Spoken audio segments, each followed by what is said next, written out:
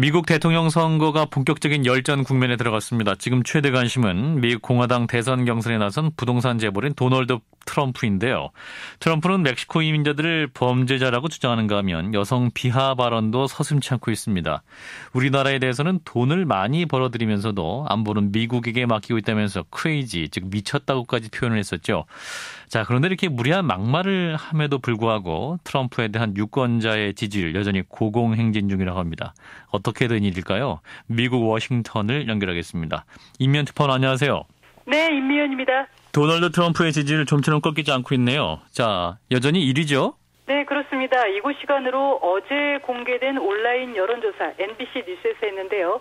여기서 트럼프는 23%의 지지율로 1위를 지켰습니다. 네. 이번 조사는 지난주 공화당 대선 후보 첫 TV 토론이 끝난 뒤에 실시됐기 때문에 노골적인 여성 비하 논란이 반영된 것입니다. 그럼에도 불구하고 1위입니다. 네. 트럼프 돌풍이 과연 언제까지 갈지 정말 주목됩니다. 예, 이 막말 논란에도 불구하고 좀 지지율이 계속 오르고 있다.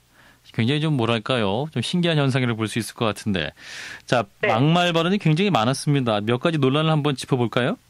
그렇습니다. 유쾌하진 않지만 미국에서 가장 크게 문제가 됐던 세 가지 발언을 추려보겠습니다. 우선 멕시코 이민자 발언입니다. 지난 6월 대선 출마를 선언하면서 멕시코는 문제가 많은 사람들을 미국으로 보내고 있다. 이들은 성폭행범이고 마약, 범죄를 가져오고 있다고 주장해서 히스패닉 사회를 발칵 뒤집어놨습니다. 예.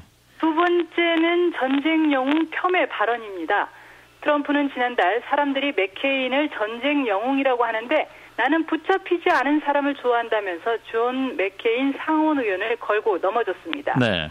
맥케인 의원은 베트남전에 참전했다 포로 생활을 했고 전쟁 영웅으로 받들어지는 인물인데요. 예. 이렇게 인신공격에 나선 것은 자신의 그 멕시코 이민자 발언을 맥케인 의원이 비판했다는 이유에서였습니다. 예.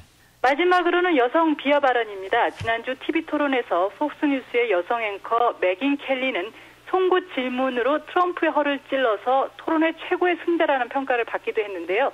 그런데 트럼프는 켈리에 대해서 분을 사귀지 못한 것 같습니다. 예. 트럼프는 방송 인터뷰에서 계속 불만을 제기하면서 켈리의 눈에서 피가 나오는 걸 볼 수 있었고 그녀의 다른 어딘가에서도 피가 나오고 있었을 것이다 라고 했습니다. 켈리가 여성의 생리현상으로 예민해져서 토론에서 자신을 괴롭혔다는 말인데 여성 비하 표현의 결정판이 됐습니다. 예, 뭐 여성 비하는 물론이고 멕시코 이민자 관련해서 인종차별적인 발언이라고 볼 수도 있기 때문에 그 파문이 굉장히 컸었는데 이같이 이제 어떤 막말에도 불구하고 말이죠. 지지율은 계속 오르고 있단 말이죠. 그 이유는 뭐라고 보세요? 정말 이례적인 현상인데요. 지지율이 떨어지기는커녕 오히려 오르고 있는 현상, 트럼프 현상 또는 트럼프 신드롬이라는 표현까지 나왔습니다. 예. 미국 언론들은 그 이유를 기존 정치판에 대한 유권자들의 불신에서 찾고 있습니다. 바로 막말 때문에 지지율이 높은 것이라고 할 수 있습니다. 기존의 정치인과는 달리 앞뒤 살피지 않고 거리낌 없이 말하는 모습에 끌리고 있다고 합니다. 기존의 정치판을 바꿀 수 있을 것이라는 기대가 있다고 하겠습니다. 네, 뭐 아무리 기존 정치인에게 실망을 했다 할지라도 뭐랄까요, 이제 상대에게 무례하고 또 막말 발언을 하는 후보에게 지지도가 높다. 좀 이해가 안 가는데요. 어떤 미국 보수층의 선택이다 이렇게 봐야 될까요? 네, 그렇습니다. 현재 지지율은 미국 국민 전체 지지율이 아니라 공화당 유권자들로부터 받는 지지율입니다. 공화당은 백인 중심, 기존 질서를 고수하는 보수층을 기반으로 하고 있습니다. 그런데 현재 이 보수 세력은 공화당의 워싱턴 중앙 정치에 불만이 가득해서 터지기 일보 직전의 상태입니다. 네. 최근 미국 사회는 오바마 케어와 불법 이민자의 추방을 위하는 이민 개혁, 그리고 동성 결혼 합헌 결정 등 진보 성향으로 움직이는 우리들 표현으로는 좌클릭 현상이 강합니다.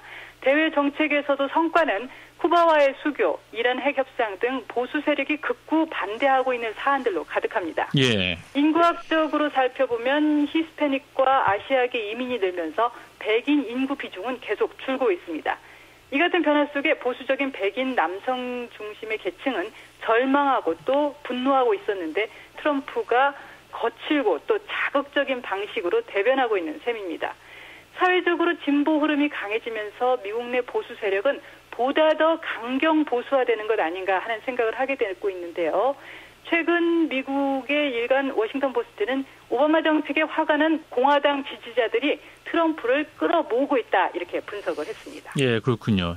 자, 앞으로 전망 어떻게 보십니까? 이러한 그 트럼프의 돌풍, 지지세는 계속될 거라고 보시나요? 답하기 참 어려운 질문입니다. 그동안 예.